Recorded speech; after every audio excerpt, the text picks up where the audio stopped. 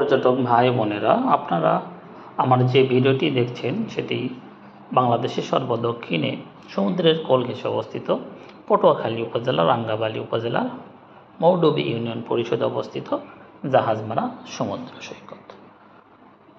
কথিত আছে, ব্রিটিশ শাসন আমলে একটি জাহাজ এই চ্যানেল অতিক্রম করার সময় এখানে আটকা পড়ে এবং দীর্ঘদিন অবস্থানের কারণে তা একসময় নষ্ট হয়ে যায়।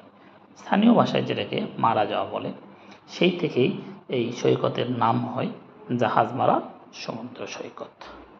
এই সমুদ্র সৈকতটি একদম যান্ত্রিক এবং কোলাহলমুক্ত একটি সমুদ্র সৈকত। কারণ এই সমুদ্র সৈকতের প্রায় 8 থেকে 10 কিলোমিটার জুড়ে কোনো বসতি কিংবা স্থাপনা কিংবা কোনো জনপদ গড়ে ওঠেনি। ফলে আপনি এই সমুদ্র সৈকতে একদম প্রাকৃতিক এবং কোলাহলমুক্ত সৌন্দর্য উপভোগ করতে পারবেন। তাছাড়া এই সমুদ্র সৈকতে পর্যটক নেই বললেই একদম চলে। আমরা যখন গিয়েছিলাম, আমরাই ছিলাম একমাত্র পর্যটক। যেহেতু এখানে পর্যটক নেই, তাই আপনি একদম কোলাহলমুক্ত পরিবেশে সমুদ্রের যে সৌন্দর্য সেটি আপনি উপভোগ করতে পারবেন। তাছাড়া এই সমুদ্র সৈকতে প্রচুর কেওড়া গাছ পাওয়া যায়, যেগুলো একদম সমুদ্রের বিচেই অবস্থিত। সাগরের যখন জোয়ারের পানি আসে তখন দেখুন গাছগুলো প্রায় অর্ধেক পানিতে ডুবে যায় এবং যখন ভাটা হয় তখন আস্তে আস্তে গাছগুলো আগের অবস্থায় ফিরে আসে।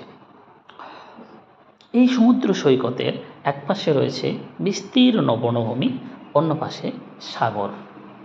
ফলে এই সমুদ্র সৈকতের একসঙ্গে আপনি বনায়ন এবং সমুদ্র দুই পরিবেশই আপনি উপভোগ করতে পারবেন। এই সমুদ্র সৈকতের যে বিস্তীর্ণ ফাঁকা জায়গা রয়েছে সেইখানে আপনি সুন্দর পরিবেশে ক্যাম্পিং করতে পারবেন এবং এটি ক্যাম্পিং করার জন্য একদম উপযুক্ত জায়গা। কারণ যেহেতু এখানে কোনো স্থাপনা বা বসতি নেই, তাছাড়া একসাথে বন এবং সাগর দুইটিরই পরিবেশ আপনি এখানে উপভোগ করতে পারবেন। এই সমুদ্র সৈকতে বিভিন্নভাবে যাওয়া যায়। আপনি চাইলেই রাঙ্গাবালী থেকে নৌকা যোগে অথবা হোন্ডা যোগে এখানে আপনি ইজিলি যেতে পারবেন। সবাই ভালো থাকবেন। আল্লাহ হাফেজ।